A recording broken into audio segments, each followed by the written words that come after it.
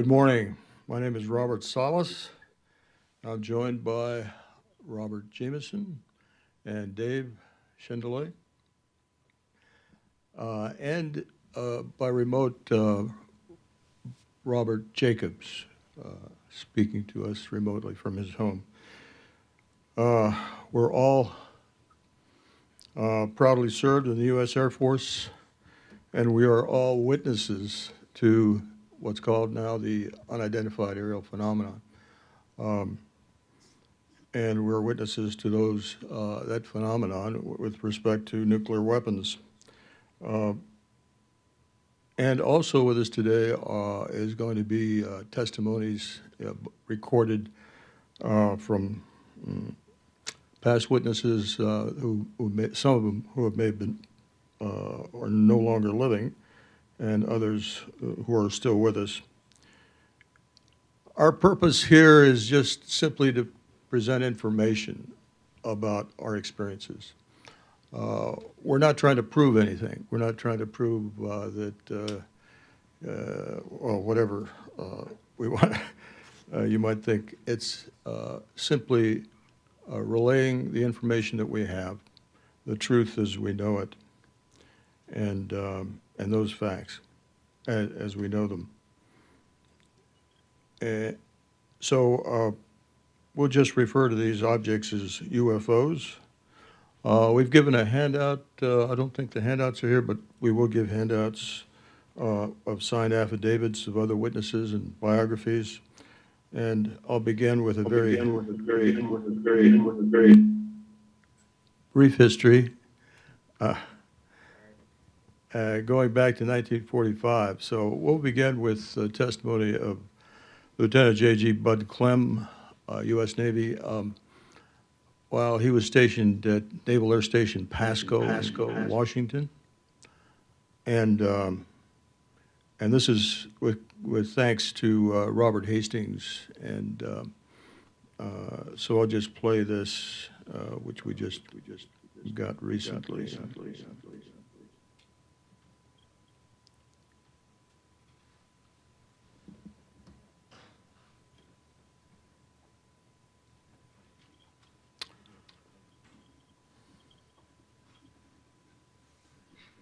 Got my wings down in Corpus Christi, Texas in 1944, May the 15th. We were called to the flight line to investigate an object that was flying over or moving around over this Hanford Ordnance Works. The object had been detected on a radar down in the neck of the Columbia River, just west of the Naval Air Station there at Pasco. When we got down there, they told us that this bogey was out there right over the Hanford Ordnance Works and directed Lieutenant Commander Brown to take off and challenge him. Ensign C.T. Neal from South Carolina and I stayed on the ground. C.T. went down and got in another F-6F to back up Brown if he needed it, and I went up to the control tower to relay the information from the radar office to Brown. And we talked back and forth. We got Brown up there behind this object, and we asked him what he saw. He said, all I can see is a bright red or reddish orange fireball right up in front of me. There's no form, no substance to it whatsoever, just a bright light. At the time he started in after it, the radar man estimated that the speed was probably around 60 to 70 knots, okay, translated into miles per hour, that's probably 65 to 75, 76 miles an hour. But when Brown got behind it, it started moving away, and he kept getting closer and firing up that F-6F faster and faster and faster. But anyway, when he did that, the object, whatever it was, just took off and went boom, boom. Just clear out of sight, no noise. In the car, he wouldn't have heard it in the F-6F if there was any noise. But that just went off and left him, and he circled up there for, I would say probably half hour, maybe 3/4 of an hour. And nothing ever happened again, but it had headed off into the northwest towards Seattle. So can you tell me a little bit more about what the object looked like? All that object was a fireball. And Commander Brown said that he couldn't figure out what it was. He said it was so bright he couldn't hardly stand it when he was getting closer to it. But he said he soon got out of range where it was nothing more than just a ball of light. There was no form or no noise to it that he could detect. But the worst part of all of this is that my logbook never showed our experience, and I don't know yet why, but the Navy ignored that, or at least did not tell anybody about that, and didn't put anything in my logbook so I could refer back to it and know what night it was that we flew. But anyway, it was something else.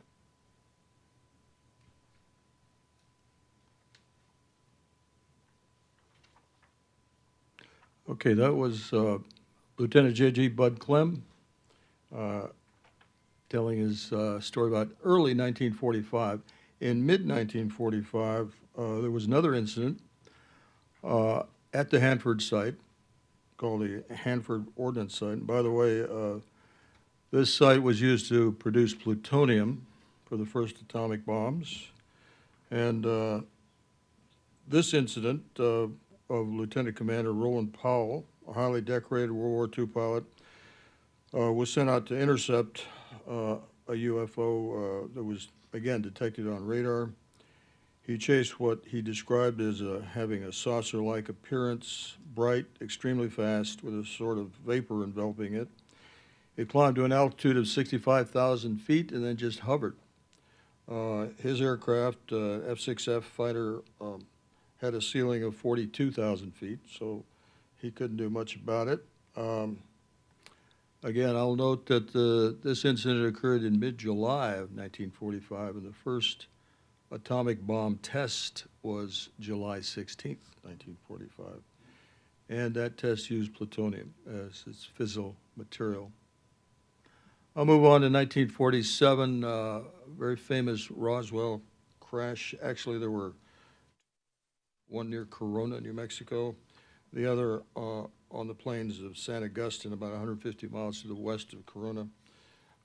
Roswell Army Airfield was the home of the 509th Bomber Wing, and that was the bombers that dropped the bombs on Hiroshima and Nagasaki at the end of World War II. And it, at this time, was the only operational atomic base in the country. Initially, the first crash was announced by what you see here. Colonel William Blanchard authorized his public information officer, Lieutenant Walter Hout, to go ahead and release this as a press release, and it found itself into the Roswell Daily Record. Saucer recovered, and even though there were many witnesses now who have stated that non-human entities were recovered from these crashes, the Air Force has since repeatedly denied these were extraterrestrial craft. And their explanation about what occurred has changed over the years. The Roswell incidents have been verified by hundreds of witnesses, and we have the testimony of one here now. This is Dr. Jesse Marcel Jr., a retired colonel. He's deceased now, but he served as both a medical officer and a helicopter pilot during the Iraqi War, and I'll just play his testimony. And this was given during a 2013 citizens hearing on disclosure, which Mr. Stephen Bassett, I think is here, organized, and certainly deserves a lot of credit for that. My story for the Roswell part began in the wee hours in the morning of July 1947, when I was awakened by my dad, who was returning from an assignment to collect debris of unknown origin from a ranch out of Roswell. This is the Foster Ranch, and this is the debris that Mac Brazel had run across. Apparently, the rancher, by the name of Mac Brazel, notified the local sheriff of Chaves County of the downing of some sort of aircraft on his land. He was not quite sure what the nature of this was, He'd seen weather balloons, go down there before, so he was not sure it was that either, but it was something very different. The sheriff in Chavez County contacted Colonel Blanchard, who was the commander of the Air Force Base in Roswell. Now, Colonel Blanchard knew my dad was the intelligence officer, so he dispatched my dad and a CIC agent, Sheridan Cavett, to investigate what this was, whether it was one of our planes or just whatever, just an unknown crash site. So it was their job to go ahead and ascertain what was out there and bring representative portions of this back to the base so they could study it to make a final determination of this. As it turns out, our house happened to be on the way to the base, and this is in the wee hours of the morning. So my dad, knowing that he had seen something very special, wanted my mother and myself to look at this also, because as he said, you'll never see this again.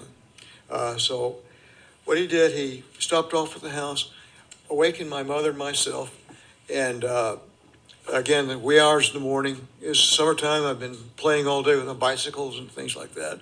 I was 11 years old at the time, however. And he brought us into the kitchen, and I saw a smattering of this strange debris on the kitchen floor that he had pre-positioned. He said, look at this. I think this is what you call a flying saucer or remains thereof. I was not quite sure what a flying saucer was at that time because I was more interested in bicycling and using my .22 rifle for practice. But at any rate, the first thing he wanted us to do, or me particularly, was to check the debris out, make sure there was no electronic components there, looking for vacuum tubes, resistors, condensers, and things like that. But there wasn't any. And he already knew that, but he wanted me to satisfy my own curiosity as is. The debris itself consisted of three components, three types. There was a foil, a very tough metallic foil of some nature that I can't really describe. I have to add that I did not see the bending and unbending of it, but my dad witnessed it. He said it would, if you fold it over, it would unfold and assume its original form. In addition, there was black plastic debris, like a broken phonograph record. But the strangest thing I saw was, as being passed around right now, was this is a replica of one of the I-beams, or the beams I saw in the wreckage. In that, you'll note there's some symbols written along the inside surface of this, and they're a purplish violet hue, semi-reflective of light. But this is basically what this was. Was this a replica? Or Yes, sir, this is a replica. If it was original, I wouldn't have it. Well, you never know. That's why we're asking. That's right. So, but anyway, my dad drove the debris into the base that night. I think it was that night, or maybe early next morning, where he was assigned by Colonel Blanchard to fly the material to General Ramey's office in Fort Worth. This was flown in the belly of a B-29 under armed guard. So my dad This saw a picture of my dad taken in General Ramey's office, holding what was obviously a radar target. They had already switched the debris. And the look on his face is quite telling. He says, you got to be kidding me. This is not what I saw. And this is not what I saw either. But at any rate, that's where the cover-up began, at General Ramey's office. So when my dad got home, he sat my mother and myself down and said in no uncertain terms, you will never talk about this. This is a non-event. And yes, sir, I was an Army brat, so I was following orders. So I never discussed this with my friends or anybody else until after Stan Friedman interviewed my dad in 1978. In 1994, Congressman Stephen Schiff asked GAO, Government Accounting Office, for information about Roswell.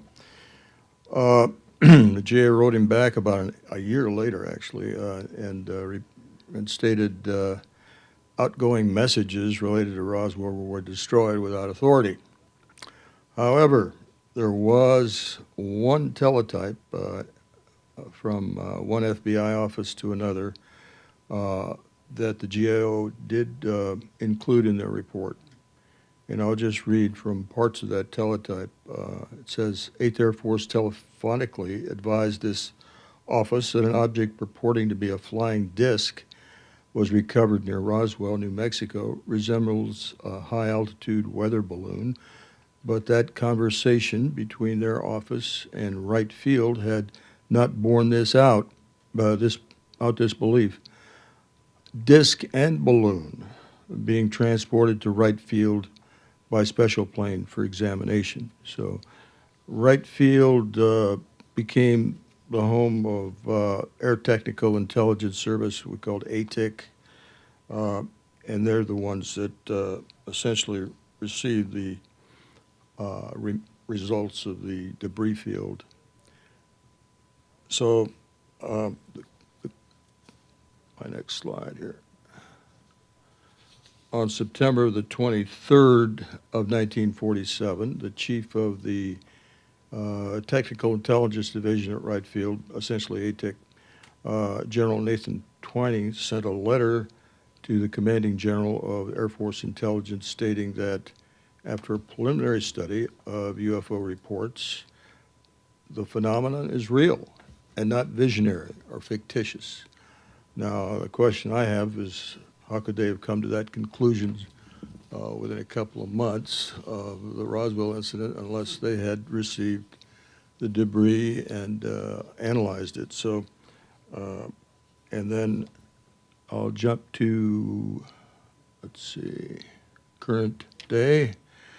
This is from the Office of the Director of National Intelligence, preliminary assessment of the unidentified aerial phenomenon, June 25th, 2021.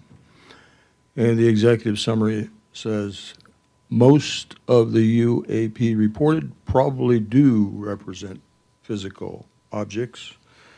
This is a pretty startling admission by the Department of Defense. I certainly have never seen anything like this before, but essentially they're agreeing with that previous letter from September of 1947. This is real, not visionary, it's not swamp gas, and so where do we go from here? I'll jump now to 1948 to 1950. This is a letter from Air Force Headquarters, the Director of Air Force Office of Special Investigations, summary of observation of aerial phenomena in New Mexico. And I'll just read a couple of paragraphs. It says, it was determined that the frequency of unexplained aerial phenomenon in the New Mexico area was such that an organized plan of reporting these observations should be undertaken.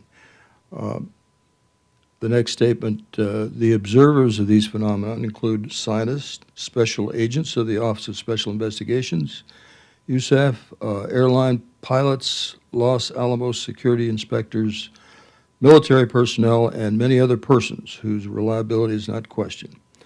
The phenomenon have continuously occurred in the New Mexico skies during the past 18 months, and these phenomena are occurring in the vicinity of sensitive military and government installations. So that was a letter written in the late 40s, early 50s. In fact, the U.S. Air Force did have a reporting regulation in 1959. This is AFR 200-2.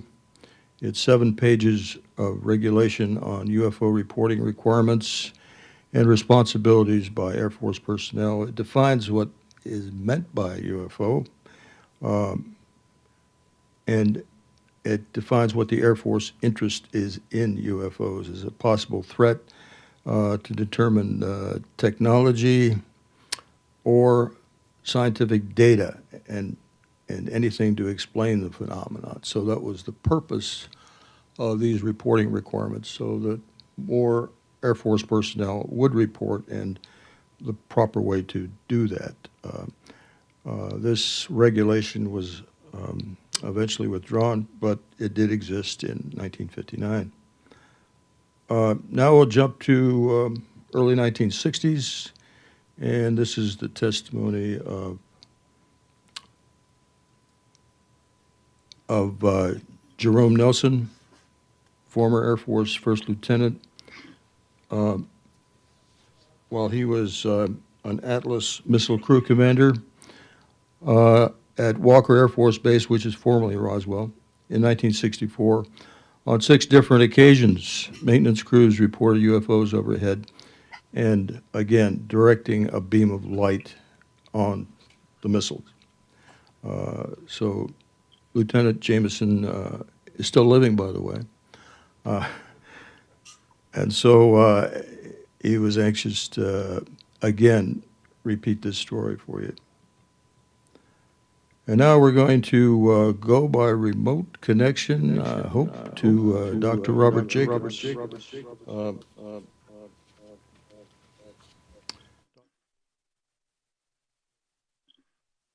A professor emeritus of communication at Bradley University.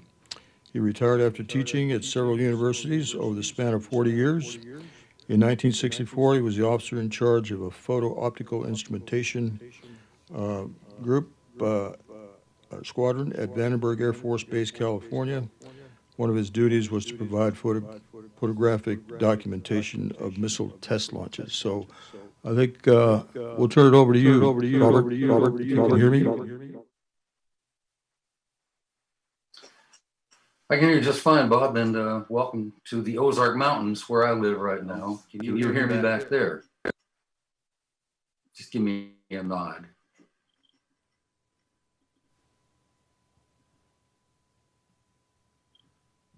Can you hear me, Bob? I'm out here in the Ozark Mountains trying to talk to you. Dr. Jacobs, go ahead and we'll go through your slides.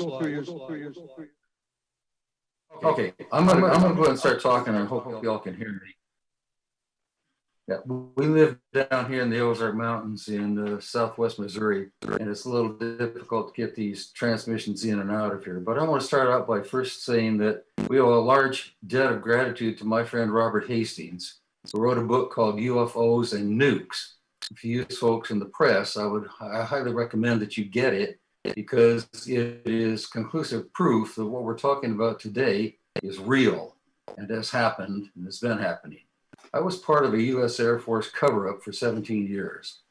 I was officer in charge of photo-optical instrumentation at Vandenberg Air Force Base from 1963 to 66.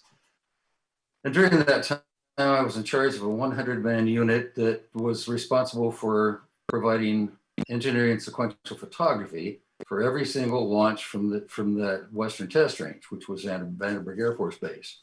Our duty was to provide coverage of every launch, because back in those days, 1963, 64, many of the missiles blew up on the pad.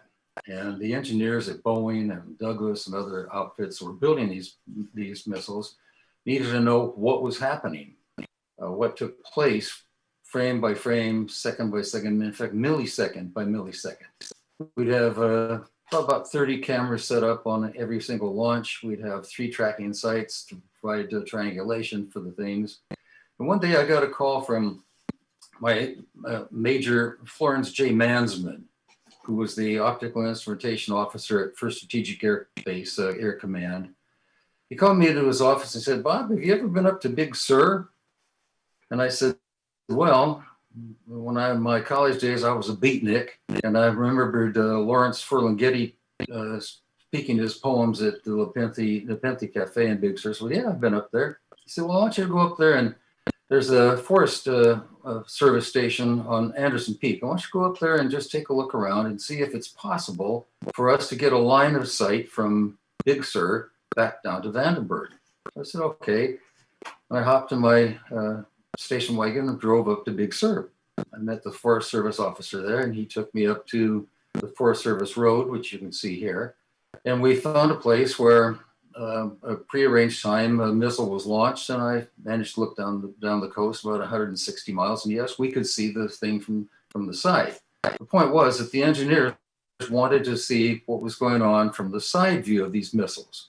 From our positions on Vandenberg, all we could do is look up the tailpipe. So we took a tracking mount up there, and photographed with our little cameras a couple of launches. And sure enough, the engineers were excited to see the side view.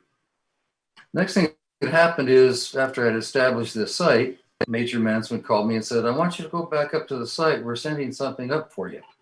So I drove back up to Vandenberg, to Big Sur, and suddenly this huge truck came pulling up the Forest Service Road. It was towing a massive telescope, a catadioptric telescope, with a potential focal length of 2,400 inches. I'm sure you photographers in the crowd will know that 25 millimeters for a 60 millimeter camera is, or a 1-inch lens is normal. Imagine a 2,000 inch telescope. That's it that you're seeing on the screen right now. We set this telescope up and did a couple of tests with it, and then something magical happened, something that changed my view of the universe and our position in it. On September 14th, 1964, there was a launch of an Atlas D missile from Vandenberg. And this group that you see here in front, I'm the guy wearing the MG jacket. We were told to wear civilian clothes up there so we didn't get the natives riled up. There was an early morning fog bank as we looked down the coast toward Vandenberg. Suddenly this missile popped out and it flew downrange beautifully against the clear sky. We couldn't see what the telescope was seeing. So I need to explain to you why we missed it on the site. This telescope had an image orthicon tube, which was attached to the telescope. So the signal went from the telescope into the image orthicon tube, and a 35 millimeter Mitchell camera was established shooting a picture of the surface of the image orthicon tube. It was called kinescope recording. For those of you old enough to remember kinescope recording from the old days of TV. So it was covered with a black shield and we couldn't see what was in there. Anyhow, we watched this missile go until it went out of our sight, but the 2,000 inch telescope, which at that point had about a focal length of 1,000 inches, locked down on it. We were radar tracking it, locked down on what was in. We couldn't see what was in it. But we were all celebrating, jumping up and down, saying, yeah, we got it. The engineers are going to be so happy. And the folks from BU who brought the telescope out to us were happy. And everything settled down. I went back to Vandenberg. 2 days later, I was called by Major Mansman. He said, Lieutenant Jacobs, I want you to come to my office right away. The major tells you to do something and you're a lieutenant, you do it. So I hustled over to First Strategic Air headquarters. I walked into Major Mansman's office and I'll describe for you what I saw. There was a table set up in his office, and on the table was a 16 millimeter projector. There was a daylight screen on the wall adjacent to it. There were two men in gray flannel suits. There was Major Mansman and his office over here, and here was the screen. Major Mansman said, Lieutenant, sit down. And I did. He said, now watch this. He turned the projector on, and the most amazing thing happened. We could see the bottom three stages of that rocket filling the frame from 160 miles away. It was amazing. The clarity was beautiful, and that thing took off, and we watched it go through all three stages of powered flight, stage 1, stage 2, stage 3, and then we saw, incredibly, at a long distance, the thing was now heading for Kwajalein. And the nose cone opened up, and radar chaff, essentially aluminum foil, spread out in front of it. Here's what the function of the aluminum foil was. We were testing to see if we could launch a nuclear warhead into an orbit slightly above the nuclear chaff so that the Russians would aim their anti-missile missiles at the chaff, and our little warhead would go spoop like this and fly over and obliterate Moscow. That's the game we were playing. It was horrifying to think about in retrospect. Anyhow, as the thing was flying along, we saw the warhead eject in over the chaff, and it was flying along. We're going about 8,000 miles an hour now. And suddenly, from in the frame, we saw an object come in from the same way we were going, 8,000 miles. This object flew in. I'm trying to do something here on the screen so you can see. The object flew in. It came up to our warhead. It went around the top of the warhead, fired a beam of light down onto the top of the warhead, went around to the front of the warhead. Man, we're all traveling at about 8,000 miles an hour here. Fired another beam of light, went down below the warhead, fired another beam of light, went around the way it had come in, fired another beam of light, and then flew out of the frame the same way it had come in. At that point, the warhead tumbled out of space. Let me tell you what happened next. Just to change it. The lights came on. Major Manson looked at me. The two guys in gray suits looked at me. And Major Manson said, "Were you guys screwing around up there?" And I said, "No, sir." He said, "Then what was that?" And I said, "It looks to me like we got a UFO." Major Manson said, "You are never to say that again. As far as you're concerned, this didn't happen." He said, "You understand?" I said, "Yes, sir." He escorted me to his door to his office, and he said, "Now, I don't need to remind you of the seriousness of a security breach, do I?" I said, "No, sir." He said, "All right, then you're dismissed." But as I left, as I was prepared to leave, he leaned over to speak into my ear to say something that the guys in the suits couldn't see. He said, "Lieutenant, if you were ever tortured in the future, somebody has you up against the wall and they're frying your privates with fire," he said, "you can tell them this, just to get out of it. Just tell them, oh, it was laser tracking." We didn't have laser tracking in 1964. For 17 years, I shut up. I never said anything to anybody. And then one night, I was doing a late night talk show in Eureka, California, on station KFMI. And the topic of UFOs came up, and I had been muddling with this thing in my mind, because here's what happens, folks. You see something that's totally inexplicable. How in the heck could this thing, and it was, by the way, a flying saucer. It was shaped like a saucer, like a ping pong ball on top, and it was firing a beam of light at our warheads. How could such a thing happen? How could a guy from Compton, California, who'd gone to USC and played a little football and worked for Walt Disney and so on, suddenly have his world shaken up by discovering that we are not alone? That thing was up there, that I saw it. It was on film. And by the way, I'm still alive, barely. When it happened to me, my world changed, my worldview changed, but I was under orders to shut up, so I shut up.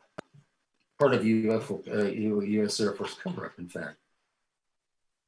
Finally, I told my story on my late night radio show one night, and all kinds of strange things happened. I started getting calls from people I didn't know, saying that, "Oh, I had a UFO experience too," and so on and so forth. Let's cut ahead a little ways to, I got a job teaching college at the University of Wisconsin at Oshkosh. And I'm sure you folks in the press must know that we who teach college don't make a lot of money. And I was on a 9-month contract. So in the summer, I decided I needed to make a couple of bucks to pay my rent and so forth. And so I thought, what can I do? I thought, that UFO incident, I'll bet I could sell this to somebody, because UFOs were a topic of concern at the moment. So I wrote an article about my experience, and I shopped it around. It went to Omni magazine, it went to Time, I shopped it around, and no one was interested. So where would you go to sell a UFO story? I called the National Enquirer. And yes, they bought the story. And of course, they took my story and put it in their ridiculous writing style. His jaw dropped. He fell over. Oh, good grief. One of those things that those of us who I used to teach journalism would go, oh my gosh. But I got paid. And then, to put it mildly, the fit hit the jam. Suddenly my world did change. I started getting telephone calls late at night at my home. I'm not going to say the words because I don't want to be censored here, but a voice would say, it always ended up with, "You're going down, MF." You can interpret what MF means. They would leave this message on my, remember answering machines? We used to have those. Well, they would leave the message on my answering machine. They were fearless. One night, my wife and I came home from a movie, and the phone rang, and I picked it up, and the voice said, "Fireworks in your mailbox at night. Oh, what a beautiful sight. You're going down, MF." And there was a boom. My wife and I went to the door. We lived in the country, and we had a rural mailbox. It was on fire. They had blown up my mailbox while I was talking to them on the phone. "You're going down, MF." I put up with that for a couple of weeks, and then I had a friend named John Andrews who worked for the Tester Corporation. He was a UFO researcher. And he said, "What you have to do right now, Bob, is go public more and more." So he set me up to write an article for the MUFON Journal, the Mutual UFO Network Journal. And I did this in journalistic prose, and the immediate threats to me stopped.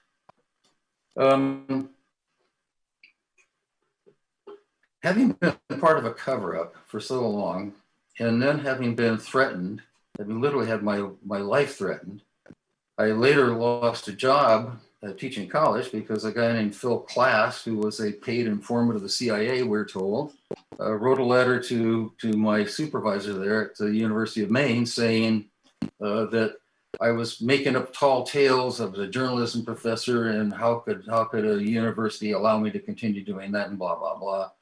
And I was fired. This cover-up has been going on for a long, long time. And those of us who are here today in front of you, Bob Salas, who was a captain in the Air Force, who's actually one of those heroes, who sat down in a silo with a key and a partner ready to go into Armageddon if he was ordered to do so. You can't imagine the pressure this man's been under.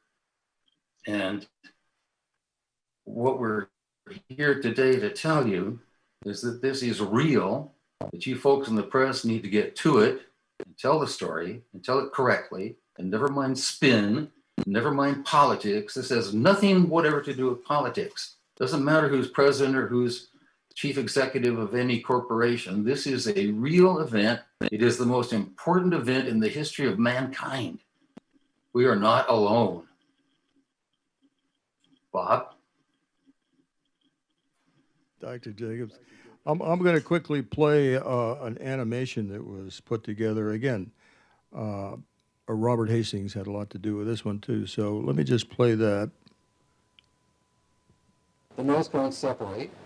The chaff flew out in front of it. We saw this as obviously reflections of light rippling like that. And then we saw the dummy warhead flying along. It's going between 6,000 and 8,000 miles an hour at that point, and it's on the fringe of space.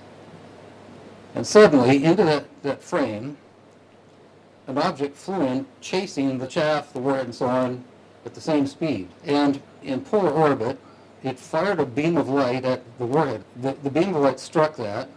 The object flew up, shot another beam of light at the dummy warhead, went like this, shot another beam of light at it, went down, shot a beam of light, and then flew out the same way it had come in. At which time, the dummy warhead fell out of the frame. And then we got the statement of, Major Mansman. If I can get to this. The nose cones separate. So Major Mansman responded to, I think this was a journalist that wanted more information about this incident, and Major Mansman did support Dr. Jacobs in these letters, and I'll just read a little bit here. "We knew the missile nose cone size, but could not compare since did not know how far from the missile the object was from the missile at the time of the beam release. The shape was classic disc. The center seemed to be raised, bubble. Not sure any ports or slits could be seen, but was stationary or moving slightly, floating over the entire lower saucer shape, which was glowing and seemed to be rotating slowly at the point of beam release." Okay, Dr. Jacobs, any final words?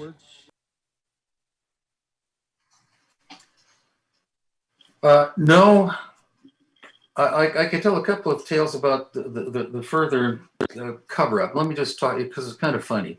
One of the researchers who contacted me was Lee Graham, who worked for one of the missile manufacturing companies in Los Angeles. He was quite interested in UFOs. He pursued the thing throughout his lifetime. So he contacted me, and I told him my story, and then he went to verify what I had told him. He contacted the Air Force to inquire about Lieutenant Robert M. Jacobs. They told him there was no such Lieutenant Robert M. Jacobs, nor had there ever been. He went to Vandenberg. He said he asked them if there had been a Lieutenant Robert M. Jacobs as officer in charge of optical instrumentation in the 1369 Photo Squadron. He was told no such officer ever existed. He pursued his research. He wondered if there had been a missile launch on September 14th, 1964. He was told there was no such missile launch ever taking place. Lee continued his investigation, and finally the Air Force had to admit that, well, yes, there had been a Lieutenant Robert M. Jacobs, and yes, he was officer in charge of photo-optical instrumentation at Vandenberg, and yes, there was a missile launch on the date in question. When Lee filed a Freedom of Information Act request to get a copy of the film, he was told no such film existed. And let me verify that it probably doesn't, because there's been some controversy over whether I'm telling the truth, whether Major Mansman is telling the truth, and I assure you that we are. He did. He is passed on, unfortunately. And what we know is that the two guys in gray suits who were in Major Mansman's office that day were with one of the government agencies that are all alphabetized. We believe it was the CIA. They took the reel of film from Major Mansman, they reeled it down, and they snipped off the bit of the film that had the encounter on it. They gave Major Mansman back the rest of the film, and they said to him, "We don't need to remind you of a security breach, do we?" He said, "No, sir." And they walked out of his office with the film in hand. Major Mansman reported how many people had seen the film. And here's who he reported saw it. He saw it, the commanding officer saw it, the chief scientist saw it, I saw it, and one other person saw it. Those are the only people who saw this film. There was a man named Kingston George who was involved in the thing as an engineer with one of the missile companies. He did not see the same film that Major Mansman and I saw. That bit of film went off to God knows where, wherever the CIA does stuff, and no one has ever seen it since. I've had a couple of so-called investigators who said, "Oh, I got your film, I found your film," and they showed me the film, and I went, no, that's not the film. That's it, Bob. I'm afraid we're going to have to Back move to you. on, sir. Thank you very much. I'd like to next introduce David Schindelay, served in active duty Air Force from 1963 to 68. He was a missile launch officer on the Atlas ICBM at Fairchild Air Force Base, Washington, until June of 65. He later served as a missile launch officer at Minot Air Force Base, North Dakota, until 1968. After leaving active duty, he worked as a project manager at Hamilton Standard in the development of the Manned Orbiting Laboratory. He also participated in the development of the Apollo astronaut backpacks used on the moon expeditions. He worked as a computer systems analyst until his retirement in 2004. Mr. Schindelay.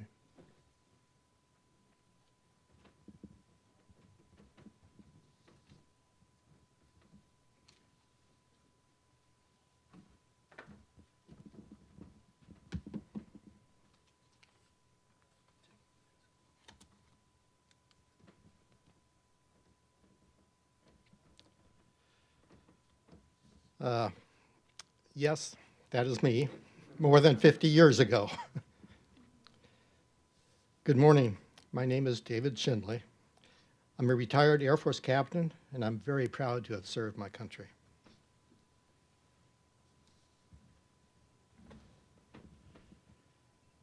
The report released by the Office of Director of National Intelligence, ODNI, on June 25th this year stated the following. UAP, or UFOs, may pose a challenge to U.S. national security. Coming from an important agency of the U.S. government, this statement is very important and very significant. ODNI is the first government agency to ever publicly suggest that national security might be challenged or threatened by unidentified aerial phenomena, or by what the public has always referred to as UFOs, or real objects, which is now inclusive to the government term of aerial phenomena. This summary paragraph from the ODNI report reflects the essence of the report content. Let me point out that it notes that safety concerns primarily center on aviators contending with increasingly cluttered air domain, and that there is a national security challenge if they are foreign adversary collection platforms. Let me be very clear. The ODNI report did not effectively address the substance of UAP, UFO concerns, as specifically directed and requested.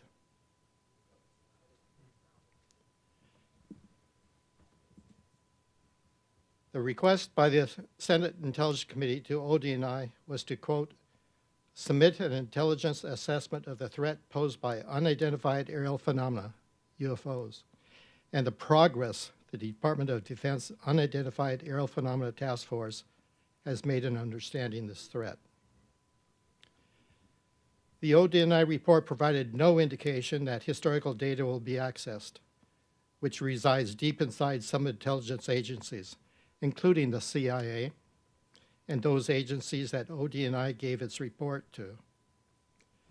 ODNI even admitted, quote, the data set described in this report is currently limited primarily to U.S. government reporting of incidents occurring from November 2004 to March 2021. There has been a long history of UFO incidents and encounters, with much investigation of them from 1947 and even earlier. The U.S. Air Force began its official investigations in 1948 with Project Sign, then Project Grudge in 1949, then Project Blue Book in 1952, until the Air Force took their investigations underground in 1969. For over 20 years, the Air Force was concerned with encounters by the military, with great reason.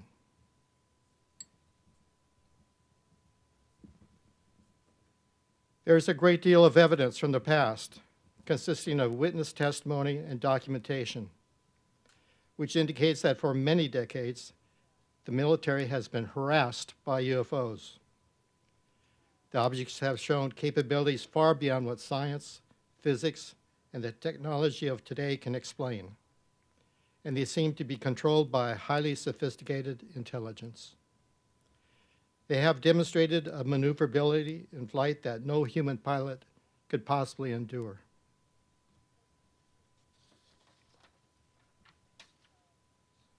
Now I'm about to inform you of one of those prior UFO incidents that did indeed impact national security. It was an incident that I was involved with, where I had to deal with its ramifications.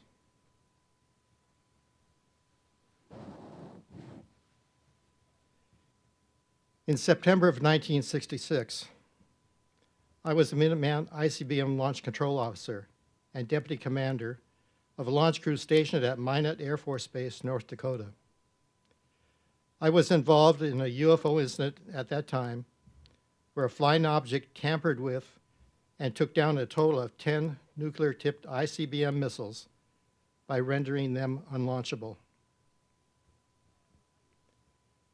It all began for me early one morning when having breakfast and listening to a television newscast by a TV station in the town of Minot. The newscaster announced that residents of Mohall, North Dakota, saw strange lights west of town that night, which they attributed to a UFO. This caught my attention because I was scheduled to replace the current Minuteman launch crew at November Flight Launch Control Center, which is 3 miles west of that town. When I attended the pre-departure crew briefing on base that morning, where 15 two-man officer crews would meet each morning prior to going to their assigned launch control centers, we were told that a few missiles at November flight had gone off alert, but nothing more was said on this.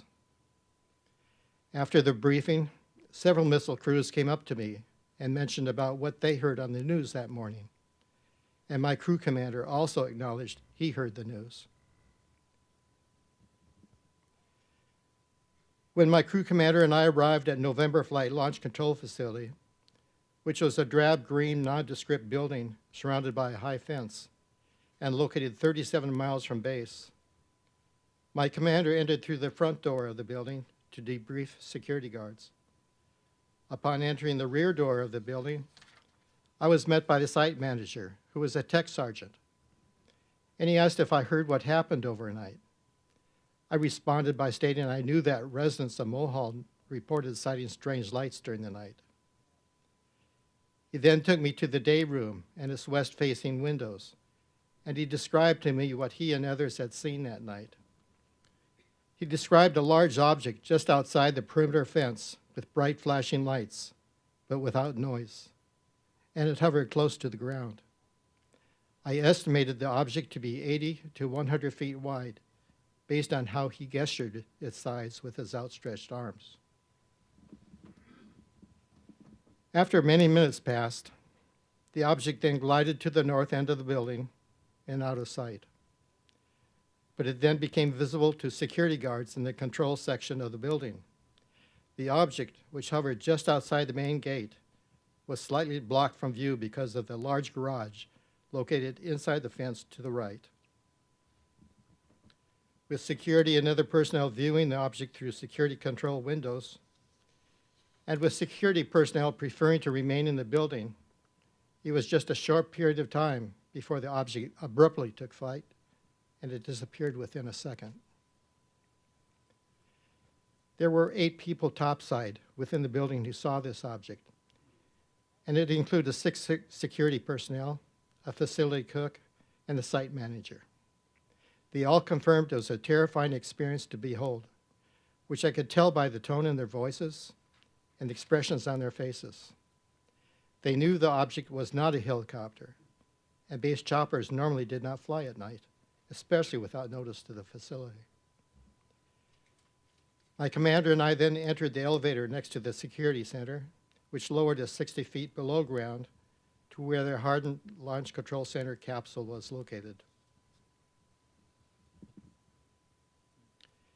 When we arrived, the blast door to the capsule was open for us, and we walked in. We were greeted by the 2 officers of the launch crew who were waiting for us, but we also immediately glanced at the launch control console located at the opposite end of the room, which displayed the status of the 10 nuclear-tipped missiles. With the missiles positioned in hardened underground secure silos located many miles away in all directions from us, the lights on the console indicated they were all off alert and unlaunchable. The on-duty crew told us that the missiles went down when the flying object was hovering next to the main gate and above the underground capsule. The crew was communicating with the head security guard topside during the entire time of the incident.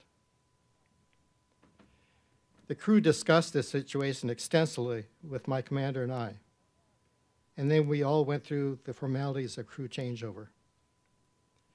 When the crew left, we closed the blast door behind them, and then my commander and I settled in to monitor our 10 inoperable nuclear-tipped ICBM missiles. All the missiles indicated guidance and control system malfunction. At other times during crew changeover at launch centers, we might note 1 or 2 missiles down for scheduled maintenance, but never had we seen a situation like this. It was all new to us, and it was so very disturbing and troubling to us when attempting to comprehend the reality of the situation that had come our way. But we also had a forewarning, and that was followed by the emotions exhibited by airmen topside and by the officer crew below ground briefing us on actions they took during the incident.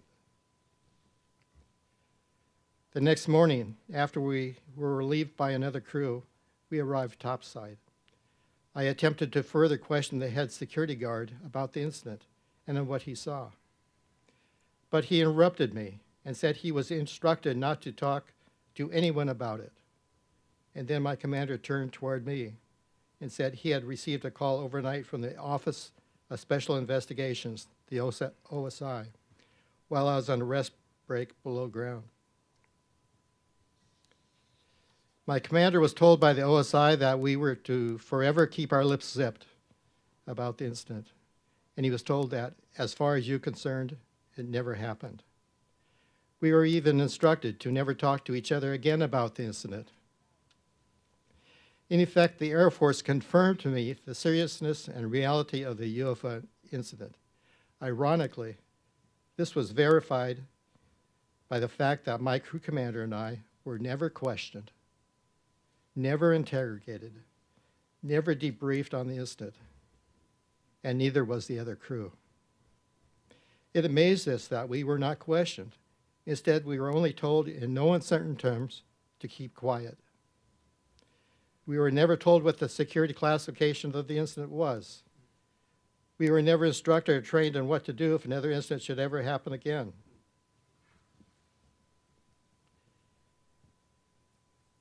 And other missile crews were never informed of our incident or of the other UFO incidents in the missile field at the time.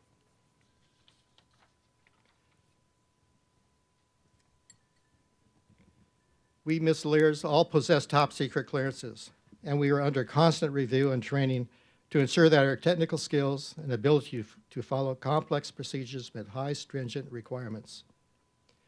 We are all well educated, psychologically profiled, and responsible for our nuclear security and operational readiness and maintaining our nation's primary line of defense. It was a serious game of nuclear deterrence, and we were trusted to launch our missiles upon receipt of a verified and authenticated order. We knew it involved the preservation of freedom and liberty for the American people. And we knew an attacking aggressor would think twice when facing us in a tense Cold War situation. We are proud to serve our country in that way. Many airmen involved with this incident have passed away, including my crew commander. But the commander of the crew that my commander and I relieved, he is still around. After suggesting many times to him that he come forward as I have, he said, "You need to understand that after I returned to base after the incident, I was ordered to sign a document stating I would forever remain silent." His trepidation about that and his personal integrity keeps him silent to this day, 55 years later. We are all proud of our integrity, and the Air Force relied on us because of it. However, the Air Force has not been honest with Congress and the American public. When the Air Force closed Project Blue Book in 1969, after my incident in 1966, and many others incidents, the conclusions of the project were, number one, there was no evidence that sightings categorized as unidentified were extraterrestrial vehicles.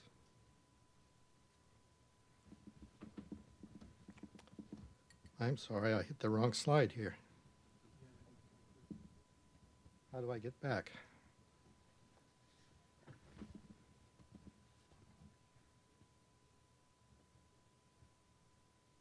Keep going. Okay.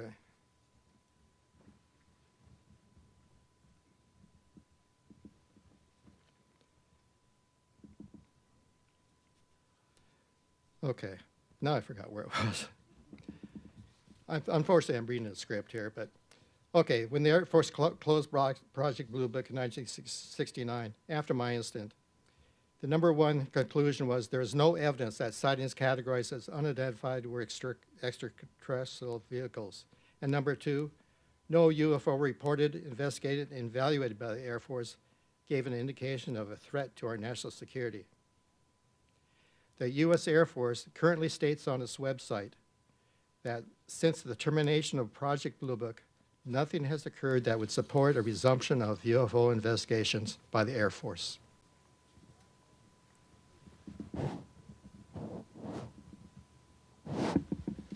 me get the slides, please. Right here. The Air Force continues with this proclamation that UFOs do not exist or pose a threat to national security. I was held hostage to both those lies for about 40 years. And it is past time for the truth to come out and be revealed. Congress and the intelligence community have a responsibility here. And others must be released from the burden of holding back the truth.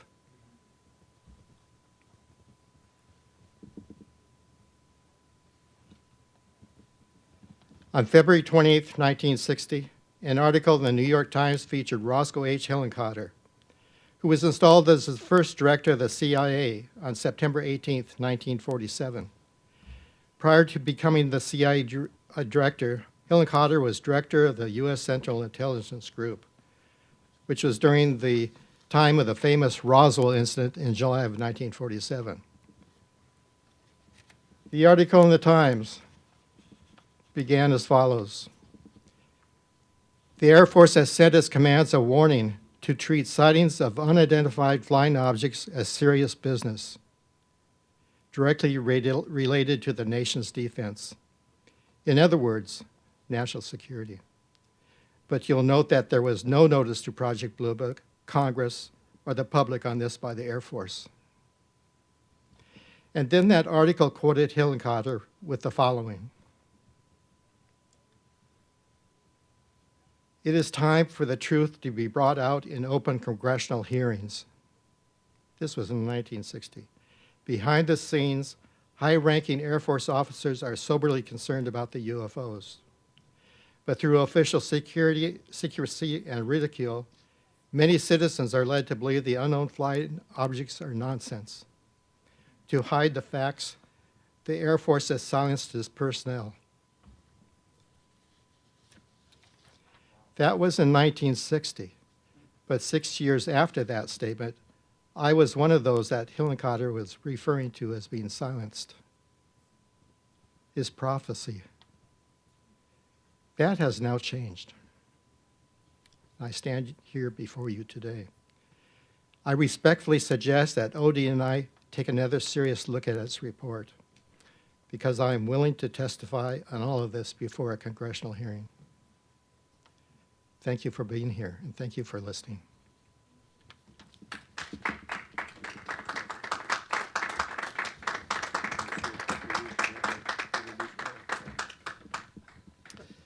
And one thing I need to do before I leave is introduce our host, Robert Salas.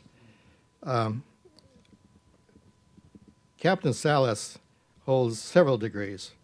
One as a Bachelor of Science degree in Basic Science from the U.S. Air Force Academy. He has a master's degree in Aerospace Engineering and a Master of Science degree in Education. He was in active duty from 1964 to 1971 and included weapons controller.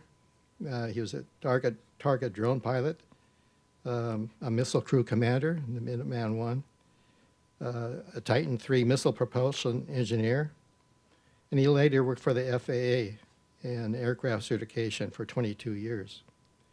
He was also an educator for 17 years.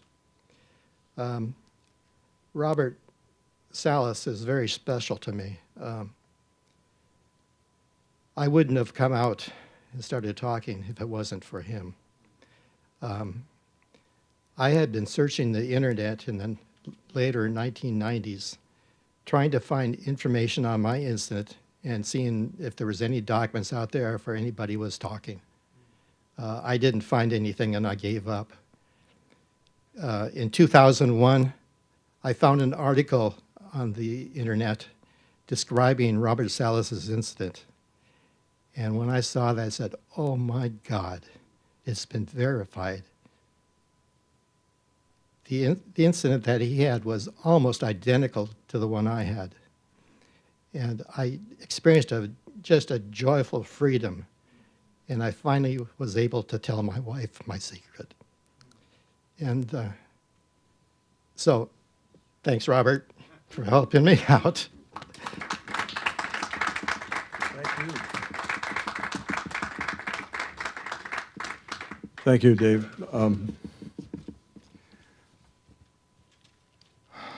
If any of you present are looking for a front page statement, I think this could be it.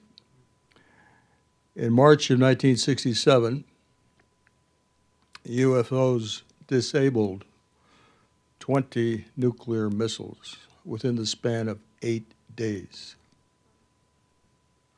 If you include Dave Schindeli's incident, within 6 months, UFOs shut down 30 nuclear missiles. There's no question about this, as far as we're concerned. I think the testimony is overwhelming.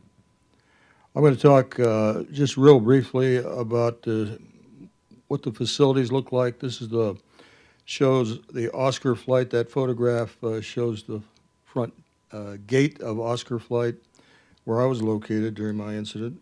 The one image below it shows the cutaway view of where the capsule is, about 60 feet underground. And that's where we were locked in. I think Dave mentioned the huge door we had there. And then the next one's the launch facility. That's where the missiles are actually located. They're about a mile away on average from the Launch Control Center in a kind of a ring around that central point. So one of the first witnesses I was able to find for those March incidents was Colonel Walter Fiegel. Colonel Fiegel is still alive and well. I spoke to him fairly recently, within months ago, and he couldn't be here with us today, but I'm sure he would be more than happy to testify before Congress. And I'll just play the conversation that we had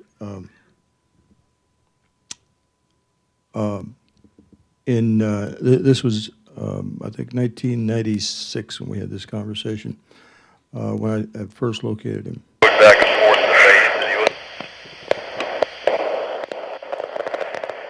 because they were doing maintenance on, I don't know, the guidance cans or something. And the maintenance crews were staying over, and there was security and maintenance on site on both, on 2 of the 10 sites. And when the first one went down, I talked to the security out there. They had reported this UFO hovering over the site. And I said, yeah, right, what are you guys drinking out there? And we struck strike teams to both of the sites that had been occupied.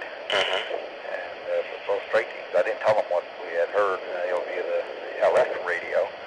And I told them to go to get within a mile of the site and call back in on the VHF. And they both had reported it too. So we had 2 maintenance crews, 2 security troops on site, and 2 strike teams all reporting it. Is that right? Yep. Do you remember any of the names of any of those guys? Nope. You don't?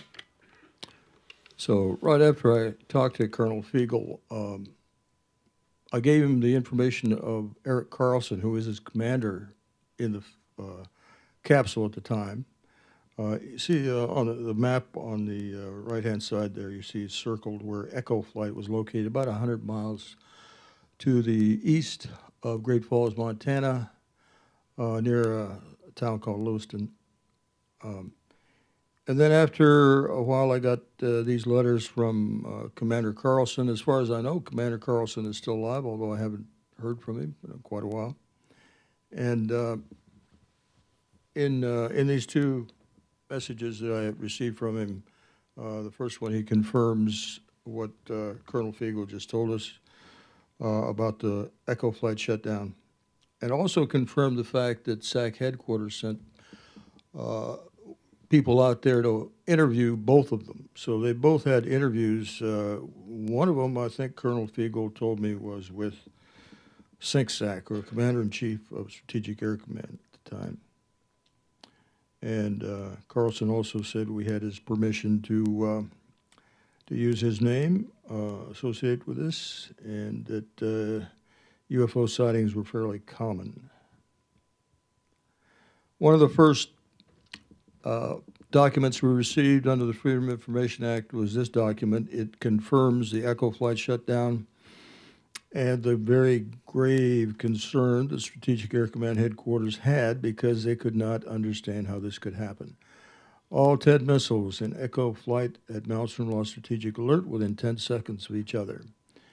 The fact no apparent reason for the loss of 10 missiles can be readily identified is cause for grave concern to this headquarters. It goes on to state that we need an immediate investigation, and that's when the Boeing got involved. Boeing had the overall oversight of the weapons system, the Minuteman I missile system, and they organized a large investigative team. The Air Force also had an investigative team, but that was done in secret. Another document we received was this one. This was part of the quarterly report that Malmstrom Air Force Base Wing was supposed to do, to send to SAC headquarters on a quarterly basis.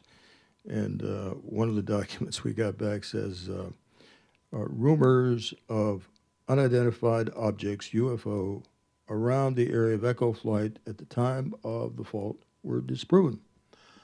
So essentially, the Air Force is stating they have proven a negative. In other words, they have proven that something did not happen. So I don't know how that's done, but that's what it says here in an official document.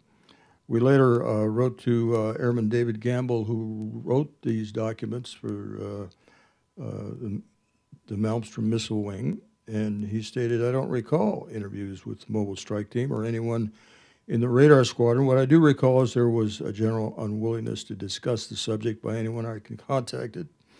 There are 2 times that I recall when sections of the history were scrutinized and changes were made beyond editorial.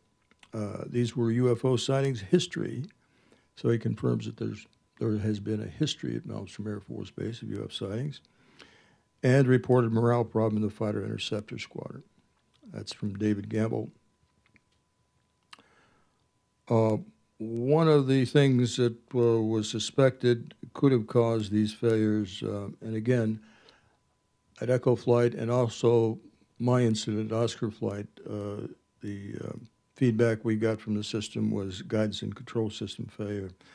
We had an inertial guidance system, which means that there were gyros involved. There was also something called a stable platform, where these gyros were installed, and it held accelerometers and things like that, that once the missile was launched, these accelerometers would provide data to the computer to calculate speed and also direction.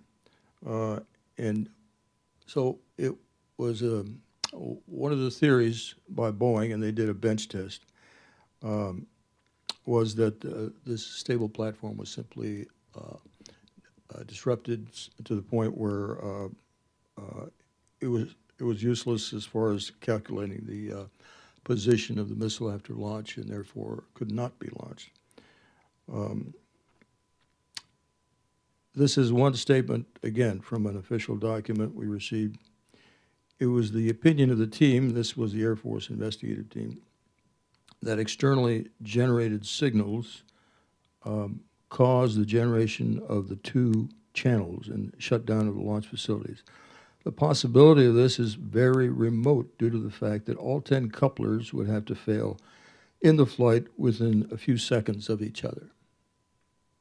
So to extrapolate a little bit, the missiles were not interconnected in this way. They all had individual separate inertial guidance systems.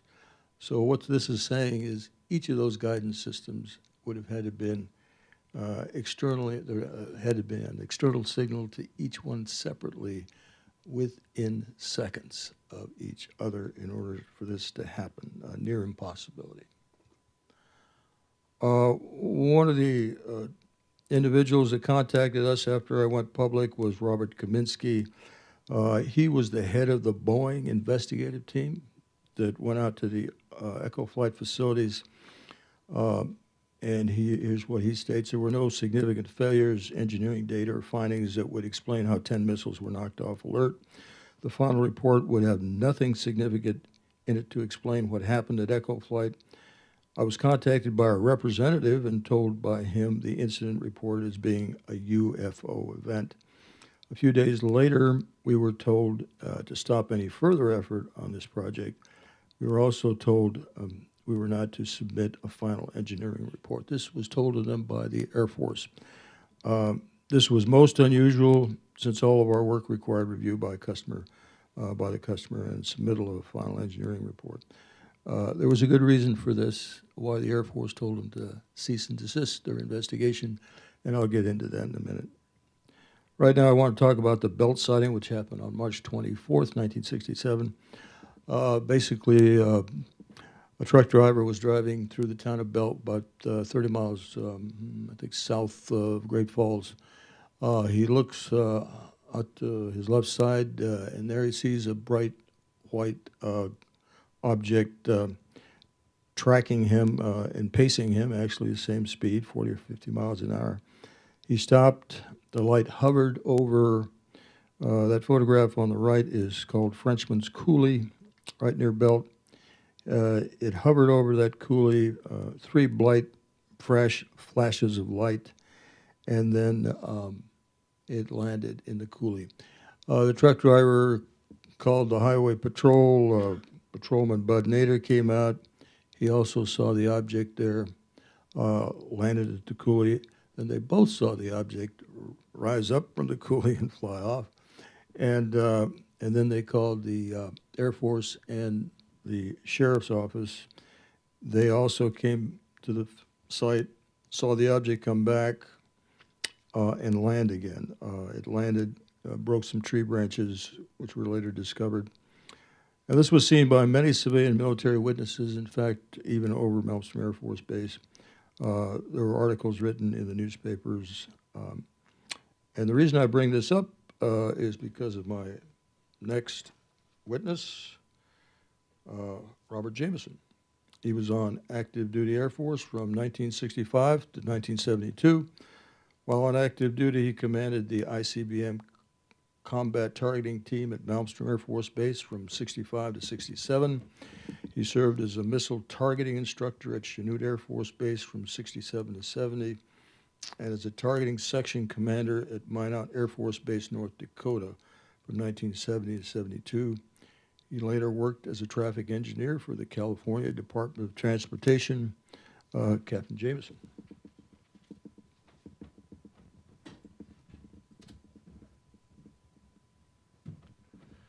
Thank you, Bob.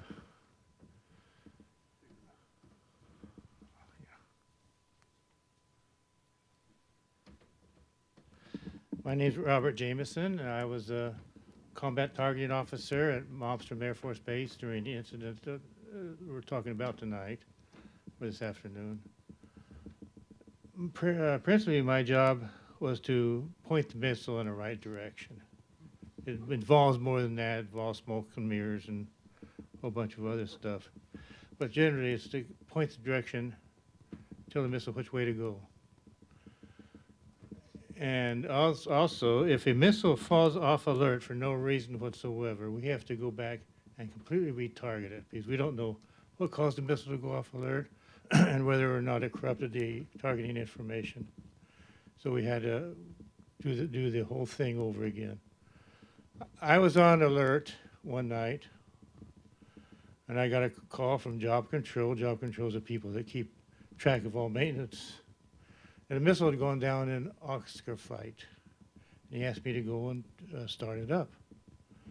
Well, that's bad news, because Oscar flight is 160 miles from the base. And 160 miles on those Air Force trucks, no. So I had to go out anyway and did restart the missile. When I got to the hangar, after I called my team ready to get ready to go, I walked into the hangar, and some of my friends came up and says, "Bob, do you hear what happened?" No, I didn't hear what happened.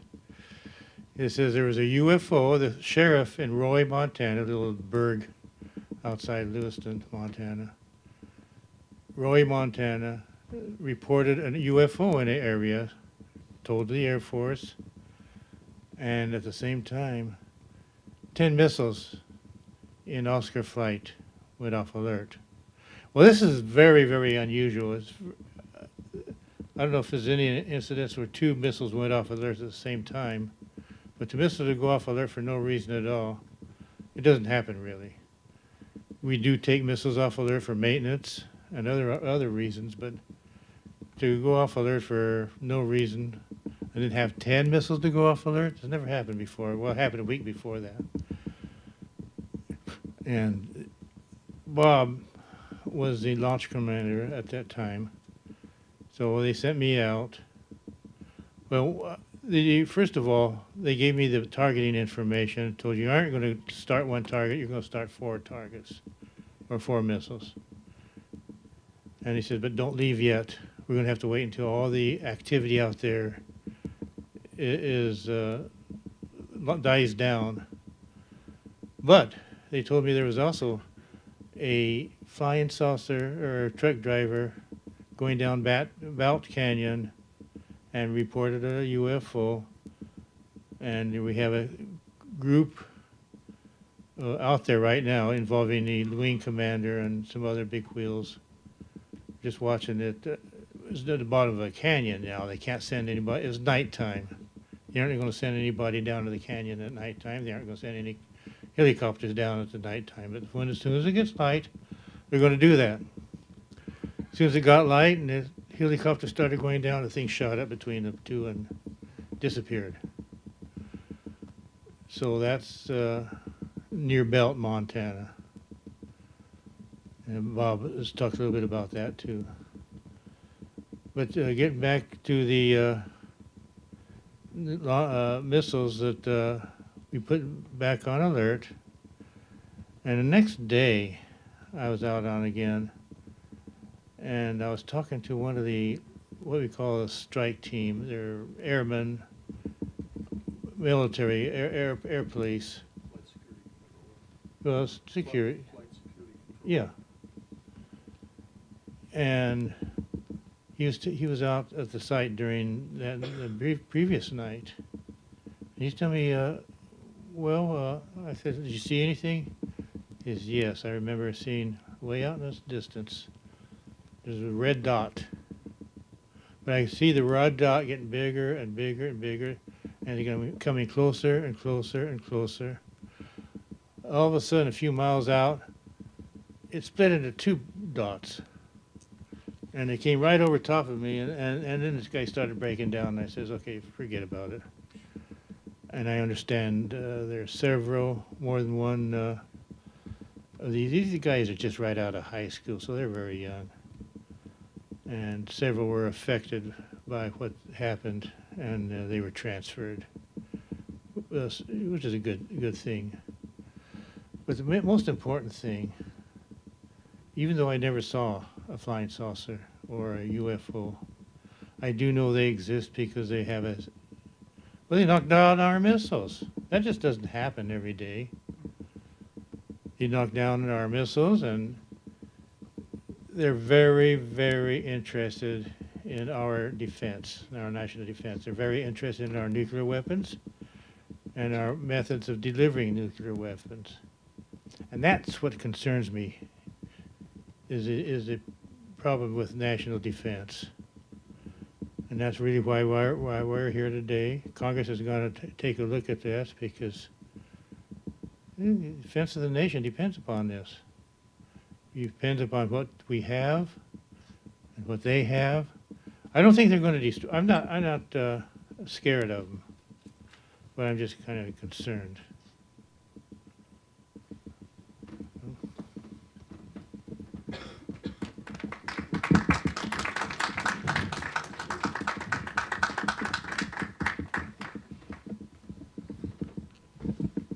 I just have to say, Robert Jameson has had difficulty walking, and it was very courageous of him to come talk to us today. I'm going to get into my incident, the Oscar flight shutdown, and again, Robert just validated the fact that it happened on March 24th, 1967. That's how we were able to come up with that date. And this was just, again, 8 days after the Echo flight shutdown. At first I thought I was at Echo because it seemed the way it was described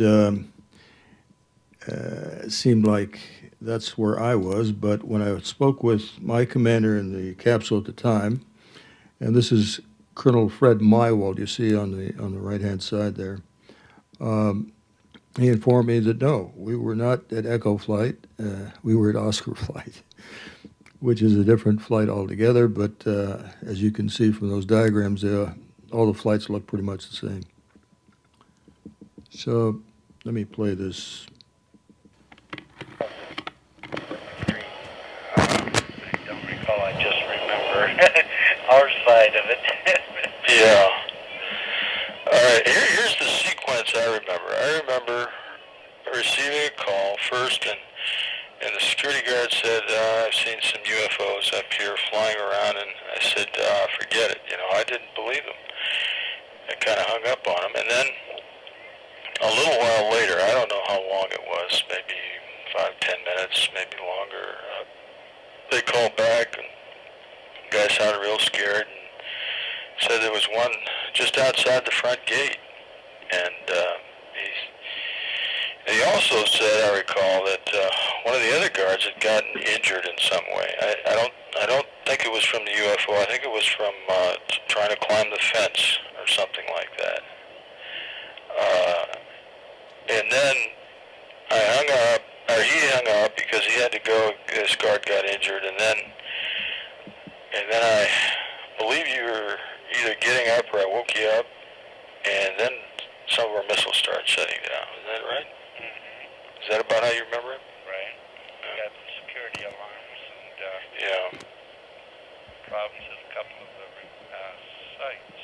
Yeah. Okay. Okay. Well, I'm sure glad I found you. Yeah, I contacted Colonel Mywald finally in 1996. That's when we had that conversation. And then, so just to recap, I got 2 calls that night. First call, lights in the sky from the flight security controller upstairs. Strange maneuvers. Not an airplane, sir. No engine noise. Can't fly that fast. Making 90-degree turns. Stopping on a dime, reversing course, that kind of thing. Not an airplane, sir. And I kind of said, well, what do you mean, UFOs? And he said, well, I can't explain it. And I kind of shrugged it off and hung up. The next time he called, he was very, very frightened. I could tell by his voice. He was shouting into the phone, screaming and saying that there's this lighted object about 40 feet in diameter. It looked like an oval shape, but he couldn't be sure because it was so bright, a bright orange, a red-orange light pulsating. The guards all out there with their weapons drawn wanted me to tell them what to do next. At that point, I did think we were under some kind of an attack. I told him to make sure the place was secure. And then he said he had to go. One of his guards got injured. It turns out the guard had cut his hand on barbed wire around the fenced area, and that's what happened there. And then we also got indicator lights showing incursions at a couple of launch facilities. So that's what this next conversation is about. If I can get it going. Yeah. Any reports from their field about UFOs? So I remember the 2 guards that had gone out to one of the sites. Finally got back scared to death. We had to relieve them of duty. Yeah. Oh, you mean our guards? Yeah. Oh, I didn't know that. Yeah, and rhythm control type. Oh, I see. They had gone out to one of the sites, when the LFs, they were on the way back, they lost radio contact, and we ended up having to send them back to base early. I'm not sure what happened. I don't think they ever returned to guard duty. And what were they scared about?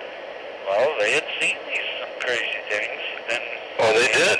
yeah, They reported that to you? they reported it to the top side guy. Oh, the topside guy, that's right, okay. Okay. Okay, well, interesting, don't you think? Yeah. Yeah, unfortunately, Colonel Mywald passed about 10 years ago. What was going on at this time was the Condon investigation. In 1966, around August of 66, the University of Colorado was given a contract by the Air Force and to study the UFO question at Air Force bases. In the statement of the contract, which was no bid, by the way, it was stated that the Condon investigators would have access to all UFO reports. That means all Blue Book reports, of course, but they were not told that Blue Book had classified reports. At any rate, at the time of the Echo and Oscar flight incidents, this man here to the top left, Ray Fowler, was a manager for Sylvania. Sylvania had an electrical systems contract with the Air Force on the Minuteman I system, so he had representatives at Malmstrom Air Force Base who actually saw these objects and talked to some of the principals involved. So Ray Fowler called the chief investigator for Condon, a man by the name of Roy Craig, and we were able to retrieve some of Craig's notes, which are held in archives at one of the universities. I think it's Texas A&M, if I'm not mistaken. But at any rate, in one of the notes, obviously he took when he talked to Fowler. Again, the date of March 24th is named only for the shutdown of Echo, but we know Echo happened on March 16th because of that telegram we had. But he states March 24th, which was probably a reference to Oscar flight. He then writes a letter to Robert Lowe, who's the deputy to Condon, and tells him that he has heard that these incidents occurred, Echo and Oscar losing all 10 missiles to UFOs, and should we follow up on this? Well, Robert Lowe writes back and says, no, this classified report is going to be too high for us to look at. So besides, they told us that it was probably a nuclear test that caused the missiles to shut down because they gave off EMP whenever there's a nuclear test. Well, we actually checked. Actually, my investigator, James Klotz, who's a terrific investigator, checked with AEC, and they said there were no nuclear tests at the time. So, but what happened here was that the Condon investigators simply dropped the ball here. They no longer investigated the Echo or Oscar flight incidents, even though they had names, lots of names of people to talk to, including the two crews, et cetera. And as a result, as was previously mentioned, the Air Force issued this fact sheet in I think January of 1969. Blue Book canceled based on the Condon scientific study. Well, it wasn't a scientific study. Condon himself admitted this in an interview to a physics magazine. I've got a transcript of that interview, and stated they didn't look at any hypothesis. They didn't try to prove anything. It was not a scientific study. And again, as was stated, no UFO reported, investigated by the Air Force was ever an indication of threat to our national security. And this is a blatantly false statement. The Air Force knew it. They know it today. They know it's a false statement because they did an investigation on it. And somewhere in the archives of the Air Force is a classified investigation of Echo and Oscar flights. We even have a reference to that, a name of the investigative report. And so they have blatantly lied to the public since 1969 about the fact that these incidents were, in fact, national security related. I'm going to turn now real quickly to the story of Major Bradford Runyon, Minot Air Force Base, North Dakota, 1968. He was a co-pilot of B-52 coming back to land at Minot when he was ordered by a general officer to go around and fly around this launch facility, part of the Minot missile field, and just look, see if you can see something down there. So he did, and this diagram on the right side is a result. It shows an object on the ground, an orange color with a kind of a tunnel between that and a kind of a crescent-shaped part of it, which was colored a very bright green. These were the colors he described. Anyway, I'll play the testimony here of Major Runyon.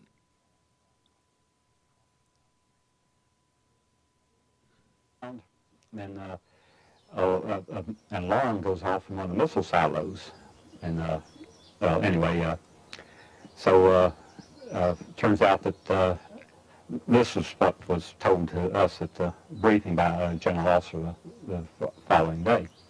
So air police were dispatched to check on the missile alarm, and so the first air policemen that were sent out didn't check in when they should have, so they sent others to check on them, and the second group found the first group unconscious around their vehicle with a paint burned off the top of their vehicle. And when they came to, they said that some object they thought was going to sit down on top of them, and so they started running. That was the last that they knew. But undoubtedly, it didn't squash their vehicle or anything, so it didn't sit down on them. And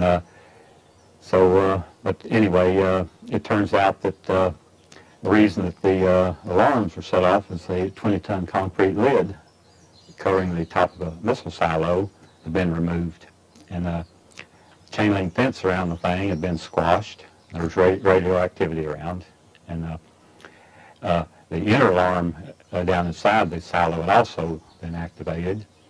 Well, it turns out that there were two ways to remove the concrete lid. You either have a large crane that lifts 20 tons and set it off to the side, or have explosive charges that blow it off in case one launches the missile and go to war.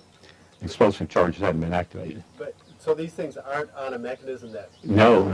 They're just. It's just sitting. It's just a big concrete lid that's sitting on top of it. If they were to fire that missile, man, they have to blow that. No, they blow it off. Yeah. So, but the thing was moved to the side. Yeah, it was off to the side someplace. It wasn't on top of the missile silo anyway. Now, and there's a chain link fence. Yes.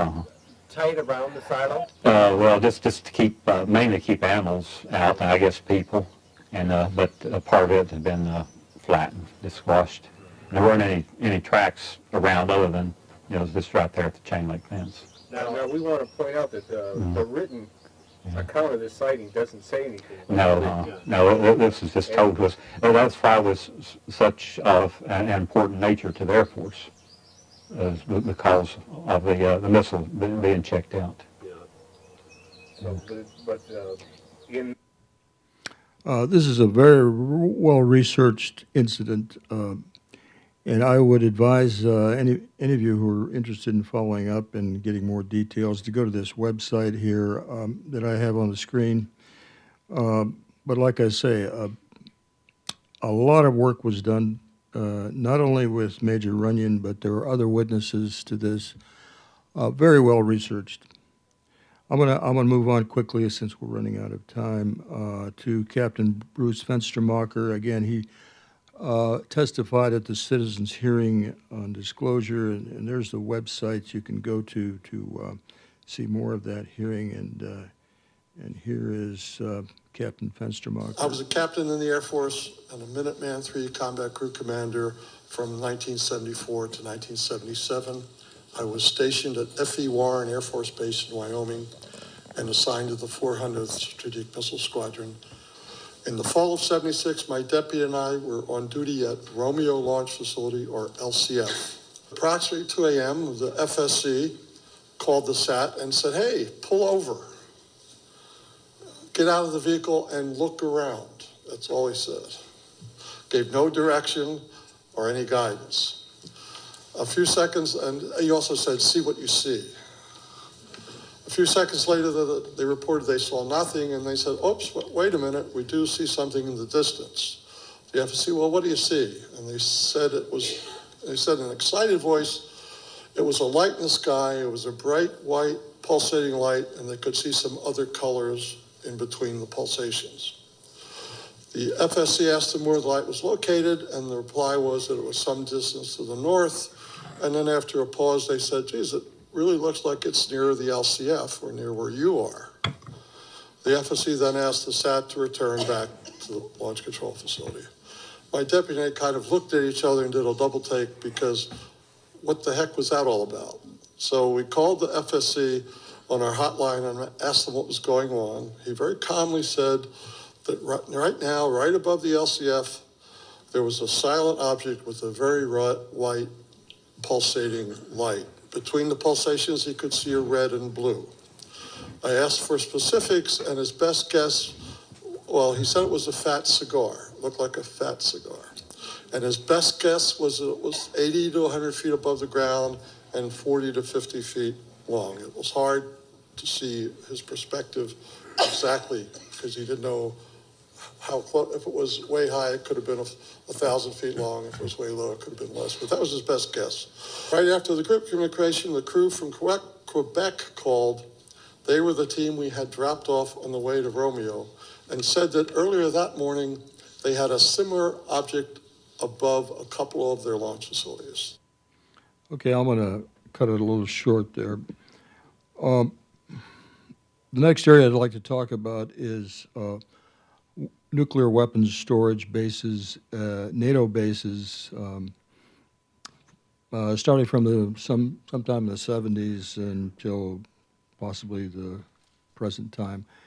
And this was a quote I have from the Bulletin of Atomic Scientists. It's a well-known group that monitors nuclear weapons activity throughout the world. It says at the peak of the Cold War, more than 7,000, as many as 24 different types of tactical or non-strategic nuclear weapons were deployed by the United States through the NATO framework in Europe. The role of the weapons was to buttress deterrence of Soviet military strike by countering the perception that after the Warsaw Pact, NATO conventional forces were inferior to Soviet conventional forces. Some of the U.S. tactical nuclear weapons, which were stationed in Belgium, Germany, Greece, Italy, the Netherlands, Turkey, and the United Kingdom, are still there. So this is just a validation of the fact that we had tactical and maybe still do have tactical nuclear weapons in Europe. Now these tactical nuclear weapons or smaller weapons are still about the size of the ones that were dropped on Hiroshima and Nagasaki. I just want to point to 3 incidents. There have been many. One at Aviano Air Base, Italy, in July of 1977. Master Sergeant Roger Furry was on duty near what's called the Alert Facility, where they had interceptor pilots standing by in case needed.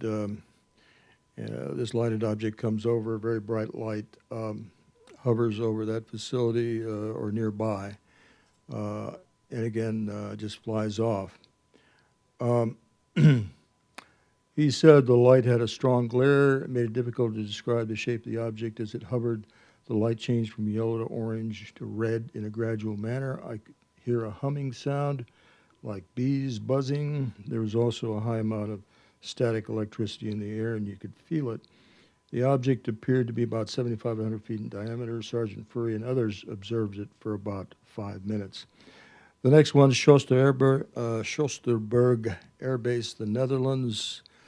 February 2nd, a young teenager named Josie Zwinenberg was riding her horse next to the base and saw very clearly this very large UFO hovering right near the fence that would connect to the base. The next day, there were 12 witnesses at the air base as this object, you see a sketch that was described, and it flew down the flight line, observed by 12 witnesses who went on the radio, by the way, that evening and talked about this. That testimony is available, again, a transcript of that testimony, the actual audio of those witnesses describing this object fly slowly down the flight line, shining a beam of light, apparently pointing out the storage of the nuclear weapons on base. The next one I'll talk about is RAF Bentwaters, United Kingdom, right around Christmas time, 1980. And Colonel Charles Halt was a principal witness to that. In 2010, he gave us an affidavit, and I'll just read from that. This object then moved back towards Bentwaters and continued to send down beams of light at one point near the weapons storage area. In keeping with official Air Force policy, I can neither confirm or deny that the weapons storage area held nuclear weapons. However, I am aware that other former or retired Air Force security police who worked there at the time of the incident are now on the record confirming the presence of tactical nuclear bombs at the weapons storage area. So that's the end of the testimony that we're going to present today. I just want to, again, commend Robert Hastings. He literally wrote the book, UFOs and Nukes. I would highly recommend, again, if you're serious about this subject, to read that. And finally, some concluding remarks. And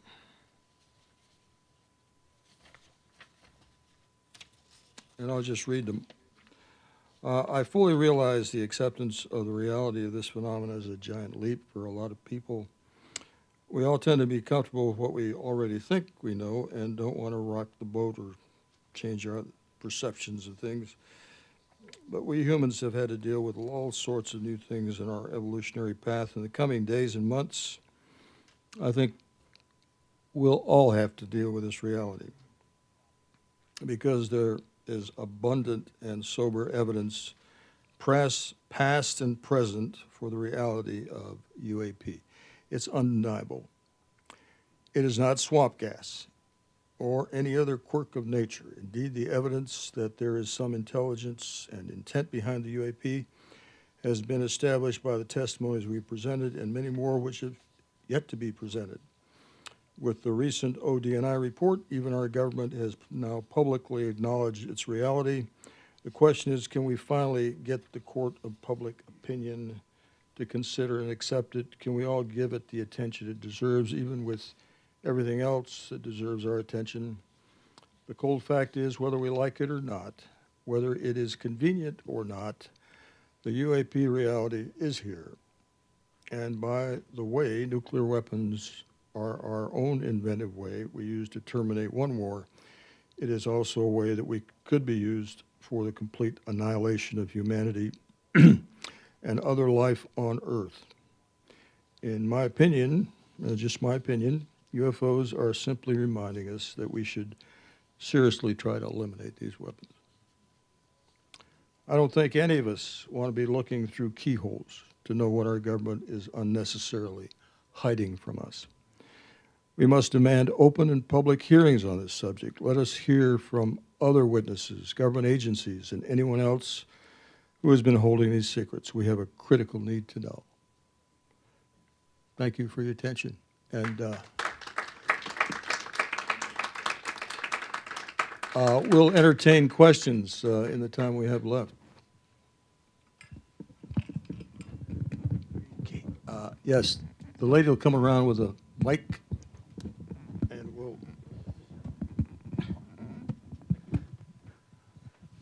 Thank you for doing this, by the way. Great presentation. Considering the fact that these guys have basically been lying for the past 80 years, are you somewhat concerned with the threat narrative that's being created now? Meaning the effect that that's going to have on the public, or for that matter, governmental policy going forward? I mean, because you mentioned here that you don't necessarily think it's a threat. You think it's more along the lines of this kind of reminder that nuclear weapons are dangerous, you guys are going to kill yourself, et cetera, et cetera. But the narrative that these guys are creating is pretty much unverifiable. It's coming from government sources, and the government is basically the one that's saying this is what is taking place. Does that concern you going forward?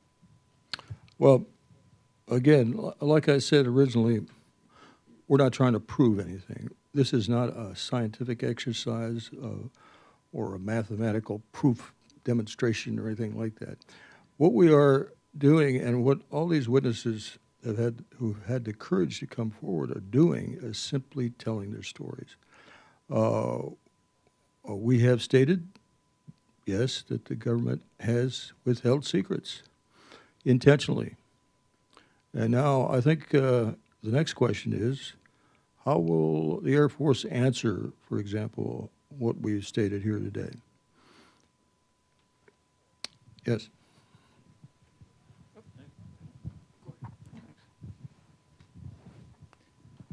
Hi, I'm Travis Tritton. I'm the Pentagon Bureau Chief for military.com. Thanks for doing this. You had mentioned the ODNI report from June, and of course the larger context here is the relatively newer witnesses and film evidence that we've gotten from the Navy, from the Nimitz in 2004, and then from the training areas in the Atlantic more recently. I'm just wondering if you have any thoughts or feelings about that. Do you feel like you've been ignored? And what do you think has been the change? Why do you think things are suddenly different, and we have Washington taking this so seriously now? Thank you. Yeah, thanks. I'll give it a try and then ask these other guys if they want to comment. Have we been ignored? Well, I've been speaking about this for about 25 years or more. So, yeah. This is the fifth time, at least the fifth time I've spoken at this venue on this very particular subject. The media took it seriously each time. They wrote columns, they wrote, and there was commentary written about it. And then they seemed to get lost. The subject seemed to kind of go away. The reason it's different this time, and you put your finger on it, I think, is those videos released by the Navy through the help of, I think, Lou Elizondo and Chris Mellon. We have to commend them for getting those released. And the Navy admitting, yeah, something happened here we can't explain. And you heard from the pilots, right? So that's different. And also the statement that I quoted from the ODNI report stating that these probably represent real objects. So that's the first time I've ever heard a government official make a statement like that in my lifetime. You guys want to add anything? No? Did I answer your question, sir?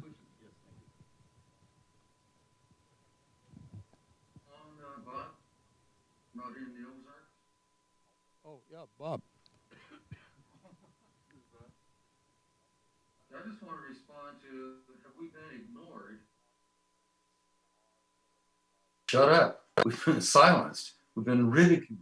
We've had our lives disrupted. This is more than just being ignored. We've been treated like imbeciles. You'll notice, by the way, that we're all pretty old, which means that our testimony is going to go away in real time here. What I've discovered since I got old is that old people have a superpower. We're invisible. Nobody pays any attention to us. We're just old timers and old goats, and what do we know? What we've told you today, what you've heard from these three guys and from this old bird out here in the Ozarks, is that this is a real thing that's happening to us. I saw it with my own eyes on film that I was in charge of taking at Big Sur, California. That UFO knocked one of our dummy nuclear warheads out of space. It shot it down. To me, that looks like a shot across the bow from a superior force going, hey, knock it off. And for our government, for the U.S. Air Force part of our government, at any rate in my case, to shut it up, to silence it, to tell me it never happened, to say shut up, don't talk about it, indicates that our government is lying to us. Have they lied to us in the past? Well, let me see. Remember the Vietnam conflict? Remember Robert McNamara? Remember all that business about peace with honor and all that crap that came out of our government? Robert McNamara, just a few years ago, came out and said Vietnam was a mistake. We shouldn't have done it. We were lied to we're continuing to be lied to. I told you this is not about politics. I don't believe in politics when it comes to UFOs. You folks are all sitting there wearing masks and all that stuff. Well, is there a bug or is it not a bug? That isn't what this is about. This is about something that's more important than I can possibly explain to you. It's about the possibility of our survival. If these guys, if these things, if these creatures from wherever they are, or whatever time they are, or whatever place they are, get mad at us enough, they can annihilate our entire species just like that. They have the technology and the power that we can't even imagine. Their science is to us magic. And yeah, I think we've probably been entitled to some of that information, but I'm telling you folks in the press, we need to get Congress to listen to us. We need to get the message out to people that, okay, we're old and invisible, but the facts that we're telling you are terribly, terribly important. Bob? Thank you, Robert. Yes, Billy Cox.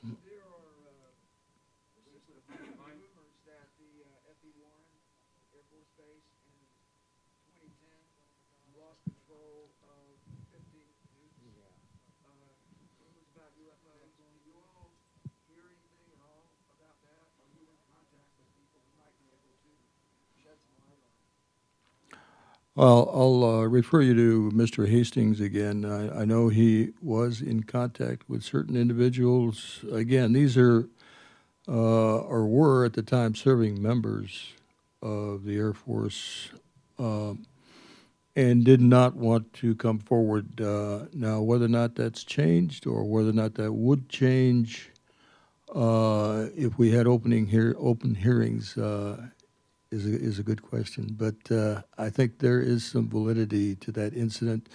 This happened in 2010. A large object was seen near Francis E. Warren, which is in Wyoming, and 50 missiles, which the Air Force has admitted, 50 missiles shut down.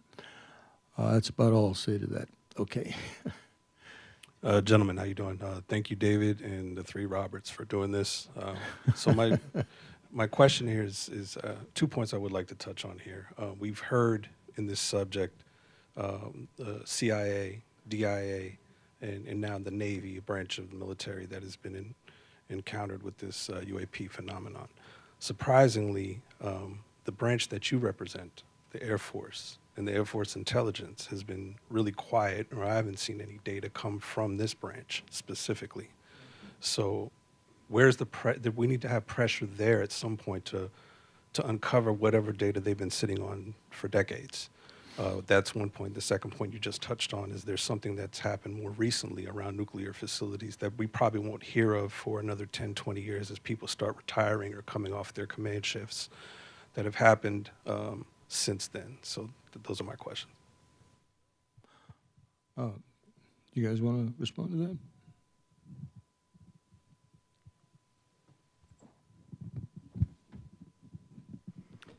Well, you're right. I was active for 5 years. And I decided to get out of the Air Force. But I'm sure there's current Air Force people who are afraid to lose their jobs if they speak out. Not only that, but when you're in the Air Force, you're trained to do what you're told. If you're told to keep a secret, you keep a secret. It's very important, especially if you have a top secret clearance or something like that. It could be serious trouble. So, yeah, I think this stuff is happening today, and there are people in the Air Force today who are afraid to speak out. And you're right, 10, 20 years from now, yeah, they might do that just like we have. I waited 40 years before I opened my mouth, and that's a long time. And I had this terrible secret on my mind for all that time.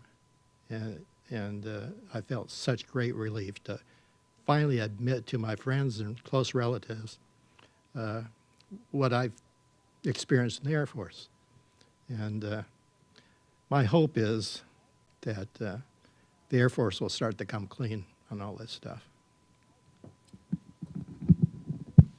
Okay, I think Mr. Bassett deserves the last question, but we're going to have to cut it after that. I don't know if I deserve it, Bob, but Steve Bassett, Paradigm Research Group. The officers from the key early incidents obviously are in their 80s, early to mid 80s, and many of them have passed. Now the security personnel, topside, the younger fellows are now in their early 70s. Many of them actually saw the craft. Are you aware of any of these security fellows that were up top that are prepared and willing to come and testify before Congress? Okay, Mr. I'm not aware if they're prepared to testify before Congress, but I've talked to a couple of security guards in person, and they're very intimidated to come out and speak, especially one of them that I understand works for the State Department, and you can understand the considerations he has to make. Okay, I'm afraid we're going to have to terminate it. We're out of time here. So thank you again for coming. Thank you.